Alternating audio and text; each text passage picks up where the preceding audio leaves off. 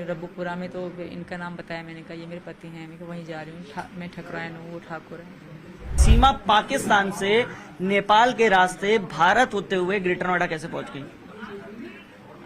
मैं पाकिस्तान से जहाज़ से आई थी, फ्लाइट थी मेरी, फ्लाइट दुबई की, कनेक्टेड फ्लाइट थी, दुबई से काठमांडू। तो वहीं से फिर वेन पकड़ी पोखरा से मैंने बस करके दिल्ली की कराई। 15,000 में हमारी 3 सीट बुक हुई, नेपाली 15,000, वहाँ से दिल्ली की मैंने बुक करी। तो दिल्ली से रास्ते में उन्होंने मुझे उतार दिया। वहाँ जब बॉर्डर पे थी आप तो क्या क्या पूछा गया, क्या क्या जानने की कोशिश की, या जो वहाँ पे मिलिट्री थी, जो सिक्योरिटी फोर्सेस थी, वो क्या जानने की कोशिश की आपसे? पूछा आपसे, कोई बातचीत हुई?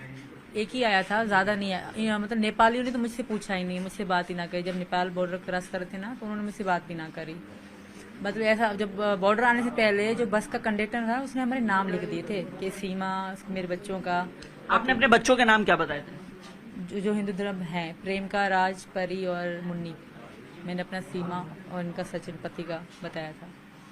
तो क्या पूछा था वहाँ, क्या जानने की कोशिश की थी? जब नेपालियों ने तो कुछ पूछा ही नहीं मुझसे, कोई भी सवाल नहीं करा। कि अपनी नेपालियों से पूछ रहे थे कि ये इंडिया की है, ये इंडिया जा रही है। तो इंडिया का एक ही पुलिस ऑफिसर आया था, ओनली एक ही आया था। तो सब अच्छा, बहुत अच्छा था वो। उसने बस मुझसे एड्रेस पूछा, पति का नाम पूछा और मेरे बच्चों से प्यार करा था। बीमार थे ना मेरे बच्चे, सारे से गोदी में पड़े हुए थे। इससे ज़्यादा उन्होंने कुछ सवाल नहीं करे। वो बहुत अच्छा इंसान था शायद, बस यही। उन्होंने कार्ड वार्ड कुछ नहीं पूछा मुझसे। हाँ, बस ऐसा पूछ रहे थे कि तुम्हारे पति क्या करते हैं, या कहाँ जा रही हूँ? नोएडा जा रही हूँ, रब्बुपुरा में। तो इनका नाम बताया मैंने कहा ये मेरे पति हैं, मैं वहीं जा रही हूँ, मैं ठकुराइन हूँ, वो ठाकुर है। इससे ज़्यादा उन्होंने सवाल ना करे। और बस सब। कितने दिन ट्रेवल रहा? आप कब चली थी पाकिस्तान से, किस तारीख को चली थी? मैं 10 मई 4 बजे चली थी। 10 मई 4 बजे। और फिर यहाँ आई है 13 तारीख को, यानी 3 दिन लगातार सफर रहा है। जी सर।